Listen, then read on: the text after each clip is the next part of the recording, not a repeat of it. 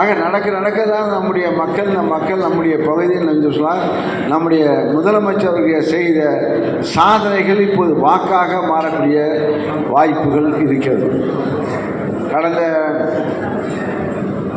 மழை காலத்தில் நம்முடைய கடந்த புயல் காரணமாக எனக்கே இது கடலூர் தொகுதியில் பாதி வடக்கு ஒன்றியம், அதாவது கடலூர் அந்த ஒன்றியம் 20-30 பஞ்சாயத்துகள் எனக்கு சரியாக தோழர்கள் பாதி பேர் தெரியாது.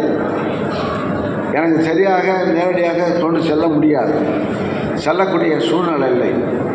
ஆனால் மாவட்டத்தில் உள்ள கடலூர் மாவட்டத்தில் உள்ள அனைத்து ஒன்றிய செயலாளர்களும் ஒவ்வொரு ஊராட்சிக்காக நேரடியாக சென்று அந்த களப்பணியை ஆற்றும்பொழுது அந்த பகுதி தோழர்கள் மதிக்கப்பட்டார்கள். உண்டா இல்லையா? கடலூர் ஒன்றியத்தில் உள்ளவங்க கை தூங்கப்பா, வந்தாங்களா இல்லையா?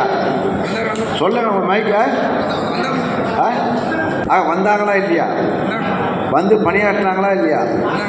ஆக இது பாதிக்கப்பட்ட மக்களை இன்னும் சொல்லப்போனால் ஒன்றிய நிர்வாகிகளுக்கு, சட்டமன்ற உறுப்பினர்களுக்கெல்லாம் அதை ஒரு அடிப்படையாக ஒரு செலவாக, ஏனென்றால் நேரடியாக சென்று களப்பணி ஆற்றக்கூடிய அளவுக்கு நம்முடைய பகுதியிலே தோழர்கள் சரியாக இருக்க மாட்டார்கள் என்ற உணர்வு அடிப்படை தான் ஒவ்வொரு ஒன்றியத்திலும் ஒன்றிய செயலாளர்கள்லாம் ஒரு ஊராட்சிக்கு என்று அனுப்பி அவர்கள் அந்த மக்களுடைய அடிப்படை பிரச்சனை கண்டறிந்து அவருக்கு உடனடியாக நிவாரணம் செய்ய வேண்டும் என்ற நோக்கத்தில் தான் நாங்கள் அதை பணியாற்றினோம். இன்னும் சொல்லப்போனால் கடலூர் சட்டமன்ற தொகுதியில் அனைத்து பகுதிகளுக்கும் வெள்ள நிவாரணம் வழங்கிய இயக்கமாக திராவிட முன்னேற்ற கழகம் இருக்கிறது. இதை நாம் மக்கள் மத்தியில் சொல்லிக்கிட்டு இருக்க வேண்டும். நான் 2026 வரை நான் 13 மாதம் 15 மாதமாக தெரியல. ஆக அந்த நம்ம பற்றி குறை சொல்லாமல் இனிமேல் நம்ம பற்றி குறை சொல்லுகின்ற வேலையை நிறுத்த வேண்டும். நம்முடைய இவன் அவன் சரியில்லை, இவன் சரியில்லை என்று.